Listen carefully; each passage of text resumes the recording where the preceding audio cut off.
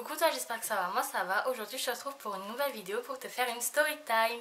Donc voilà, je fais enfin une nouvelle story time. Donc c'est vous qui avez choisi la story time sur Snapchat. Donc c'est j'ai vécu dans une maison hantée. Donc je sais vous allez dire ouais c'est quoi ce titre, va encore avoir des trucs bizarres et tout. Bah forcément c'est bizarre vu que s'est passé des choses bizarres dans cette maison. Mais c'est pas des trucs de ouf comme j'ai pu voir dans certaines story time. Je suis désolée, moi c'est des faits que c'est ma mère qui m'a tout raconté parce que ça s'est passé en 1997, c'est-à-dire l'année de ma naissance. Donc moi j'étais un bébé, j'avais que quelques mois. Donc je ne pourrais pas témoigner de ce que j'ai pu constater. Mais tout ce qui a été dit là, c'est ma mère qui m'a relaté les faits. Et ma mère a autre chose à faire que de mentir là-dessus. Voilà, je pense qu'elle a une vie et qu'elle a autre chose à faire que de mentir sur ces choses-là. Et avant, elle ne croyait pas du tout au surnaturel. Et maintenant, avec ce qui s'est passé et d'autres choses après qu'elle a pu vivre, elle en doute, on va dire. Voilà, elle y croit un petit peu plus. Donc, j'ai noté sur un petit carnet, comme ça, genre trop mignon. J'ai pris sur un petit carnet, donc tout ce qu'elle m'a dit pour rien oublier. Donc, je vais commencer tout de suite. Donc déjà, il faut savoir que dans cet appartement, ma mère trouvait qu'il y avait... Je parle vite parce que j'ai plus de batterie. Déjà, il faut savoir que dans cet appartement, ma mère sentait une ambiance très bizarre, assez glauque. Elle me disait, c'était vraiment... elle me disait que c'était bizarre. Enfin, voilà, elle se sentait vraiment pas bien. Et un peu comme oppressée, en fait. Mais elle m'a dit, voilà, c'était rien d'inquiétant, pas au point de psychoter là-dessus, vu qu'elle ne croyait pas à ces choses-là. Elle s'est juste dit, c'est peut-être l'ambiance, vu que c'est assez sombre, il n'y a pas vraiment de lumière. Ça doit être ça qui fait que l'ambiance est assez bizarre et qu'elles sont observées. C'était peut-être... ça. Mais en fait, la story time en fait, est basée sur plein de petits faits qui se sont passés. Il n'y a pas de choses concrètes en disant oui, c'est un esprit qui a fait tout ça. Mais l'enchaînement, enfin, les choses qui vont venir après, ça, c'est ce qui a fait tilt à ma mère et ça lui a fait se dire ok, c'est vraiment très très bizarre. Donc, par exemple, simple exemple, une chose banale, on va dire, il y avait un cadre. Donc, comme je vous dis, ça s'est passé en 1997, donc il y a 19 ans. Donc le cadre, vous savez, c'était genre un cadre normal et au-dessus du cadre il y avait un fil comme ça et après vous mettez un clou et le cadre pend via ce fil en fait. Je pense que vous avez compris. Bref. Donc le cadre c'était une photo, voilà, famille, tout ça. Enfin photo de famille, donc le cadre était accroché avec un clou et un jour les fenêtres étaient fermées, tout était fermé, ma mère était posée tranquille, pépère. Et ce cadre est tombé. Donc ma mère dit ok, un cadre qui tombe, ça n'a rien d'extraordinaire, ça peut arriver à n'importe qui. Mais ce qui l'a interpellé, on va dire, c'est que le cadre est tombé, mais le fil était intact en fait. Le fil qui tenait le cadre était intact, il n'était pas cassé, il ne s'était pas brisé. Et le clou était encore au mur. Donc du coup ma mère s'est dit comment le cadre a pu tomber si le fil est intact et que le clou est encore au mur. Sachant qu'il n'y a pas spécialement de courant d'air qui puisse pousser le cadre du mur vers... Enfin, il n'y a pas un courant d'air qui peut faire ça et pousser le... Enfin bref, vous avez compris quoi. Donc ça elle a trouvé ça bizarre, mais ça lui a pas du tout fait dire c'est surnaturel et tout. Elle a dit c'est une coïncidence bizarre, c'est tout, c'est juste bizarre. Ensuite, autre petit fait qui là lui a fait un petit peu plus tilter, enfin là elle a dit que là elle avait ressenti un peu plus de stress.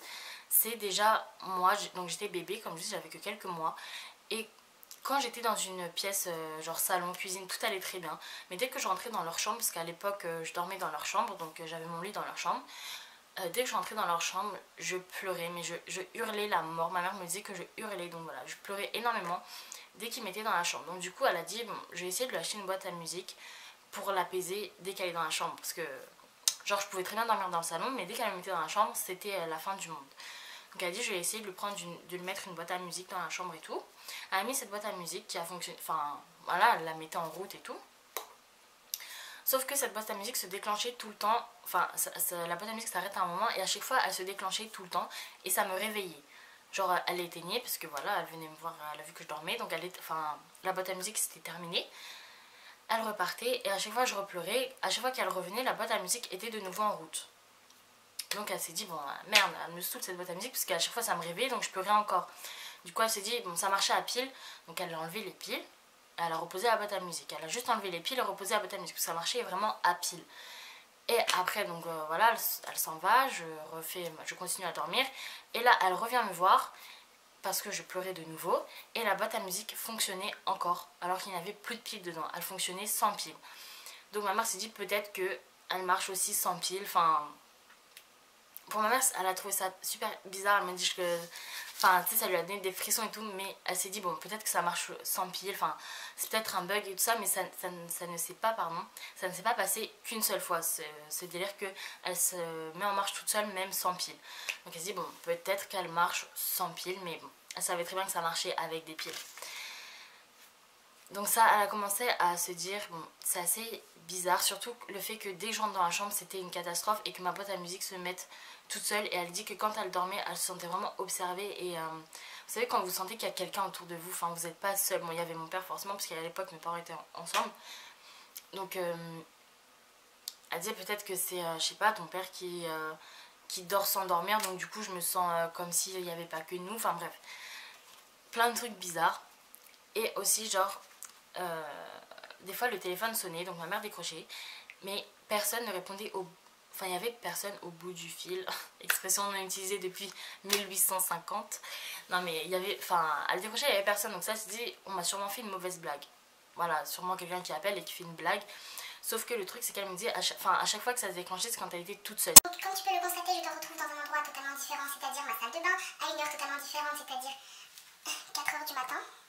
Je sais pas si vous l'avez. Bon, bref, il est 3h55. Ça résonne. La luminosité, je pense qu'elle est pas bien.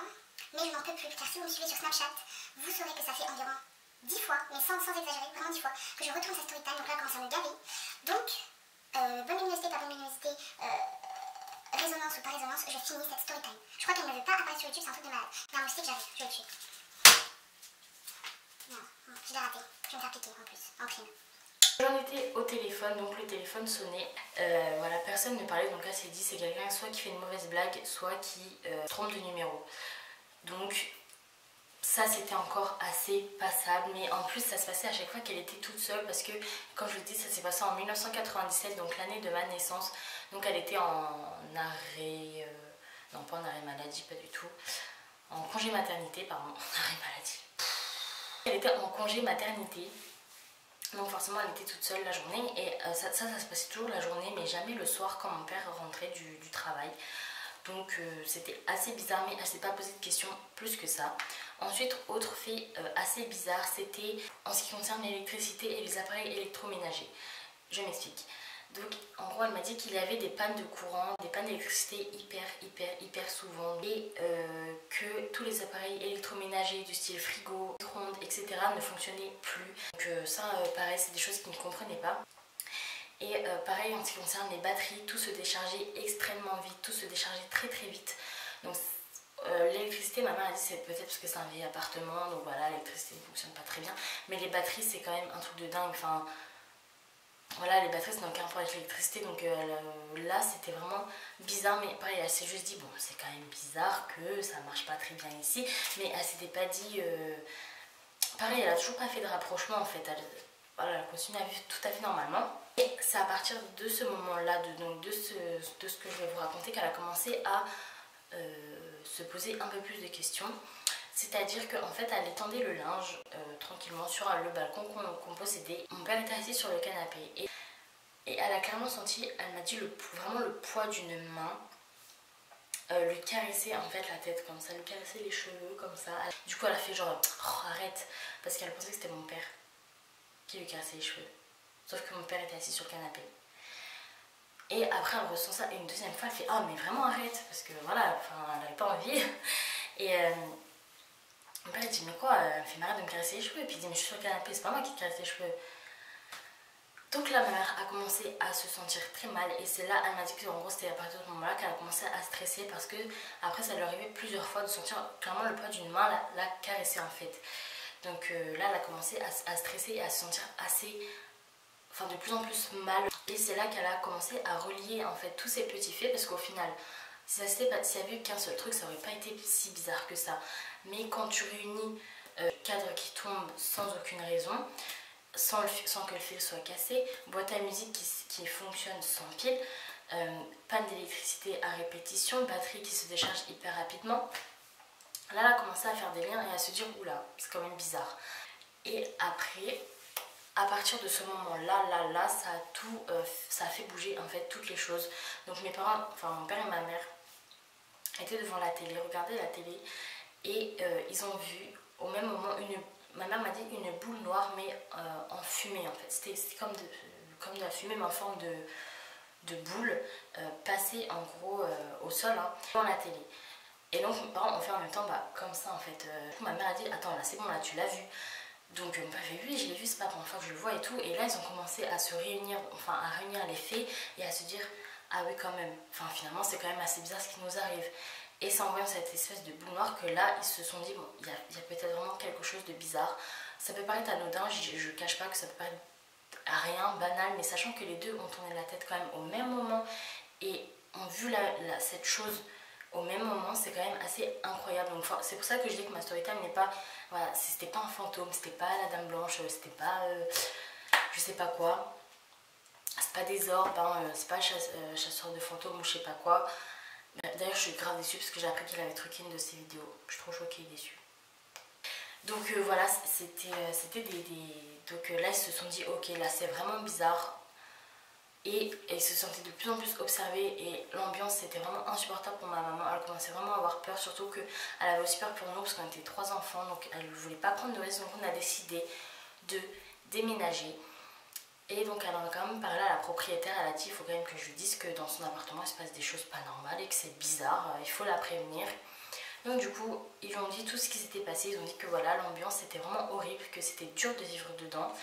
Et là la femme, alors là franchement asseyez-vous, parce qu'à la sortie à ma mère, elle lui a clairement avoué que donc ma mère ne sait plus si c'est son mari ou son père qui s'est pendu dans la chambre parentale, donc la chambre parentale, donc la chambre de mes parents, la chambre où je dormais, et c'était la pièce où je n'arrivais pas à accéder étant bébé, je hurlais dès que je rentrais dans cette pièce, quelqu'un s'était pendu dans cette chambre. Et là, ma mère elle me dit je te jure j'ai eu des frissons, j'ai une bouffée de chaleur dans tout mon corps, enfin elle a vraiment eu hyper peur quand la femme lui a dit ça. Et ce qui est normal, enfin, c'est là que en fait, finalement, elle s'est rendue compte que ce qui se passait, c'était vraiment bizarre et que c'était vraiment du surnaturel parce que s'il n'y avait rien eu dans cet appartement, elle aurait dit, bon, ok, c'était peut-être des coïncidences bizarres. Mais là, ça...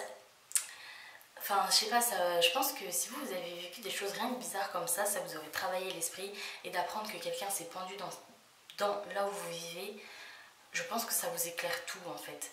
Et donc c'est là que ma mère a commencé à vraiment flipper, à se dire, ok, d'accord, ce qui s'est passé, c'était vraiment du surnaturel. Bon, voilà, après elle est partie direct dans c'était son esprit au monsieur là et tout ça. Et la femme a dit c'est vrai que voilà, c'est dur de vivre dedans, il se passe vraiment des choses. Voilà, elle a très bien compris le pourquoi du comment et pourquoi on déménageait, elle n'a pas cherché plus loin.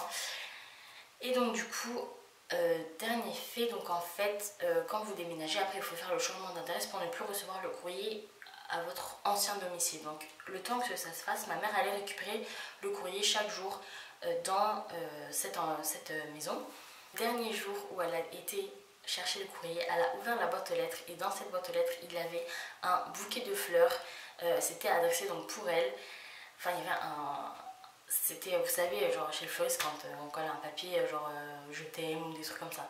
Là ça c'était adressé à elle, il y avait ce bouquet de fleurs, elle m'a dit c'était vraiment des roses, elle c'était très belle en tout cas, c'était un très beau bouquet de fleurs. Mais elle a eu tellement peur, elle m'a dit je te jure que je n'ai même pas touché ces fleurs, je ne les ai même pas approchées. Parce qu'elle avait tout simplement peur que ça la suive en fait. Enfin, je sais pas comment expliquer, mais elle avait peur que ce bouquet, c'était comme accepter que... Je sais pas, elle a pas su m'expliquer, je ne saurais pas comment expliquer non plus. J'ai fini cette story time les amis, enfin. Donc voilà, j'espère vraiment que cette vidéo t'aura plu. Donc je sais que ça va... Enfin, certains vont y croire, certains ne vont pas y croire. Mais en tout cas, moi, je relate seulement les faits que ma mère m'a rapportés. Comme je vous dis, elle a autre chose à faire que de mentir sur sa vie. Je suis consciente que c'est un sujet, pas tabou, mais un sujet... Chacun a ses croyances car rien n'est prouvé. Donc chacun a ses croyances et il faut respecter ça. Donc vous avez le droit de ne pas y croire. C'est pas pour autant que c'est faux, mais voilà, si certains n'y croient pas, je respecte entièrement. Ceux qui me croient, merci, parce que voilà, vous savez que je suis honnête et je ne me serais jamais permise d'inventer des faits comme ça. Autre point, ça par contre ça va pas du tout, je n'ai plus de téléphone. Mon téléphone ne fonctionne plus, je le récupère vendredi, donc si je ne réponds plus à vos Snapchat c'est tout à fait normal, si je n'en poste plus c'est normal, si je ne fais pas de photos Instagram c'est normal. Donc voilà, en plus j'avais énormément de snaps de retard, j'avais genre une centaine de snaps de retard vu que pendant 3 jours j'étais pas là et je n'avais pas de réseau, donc je ne pouvais pas ouvrir vos Snapchat. Donc là je récupère vendredi, donc bien envoyer des snaps Snapchat, mais je sais pas si d'ici vendredi ils seront supprimés ou pas.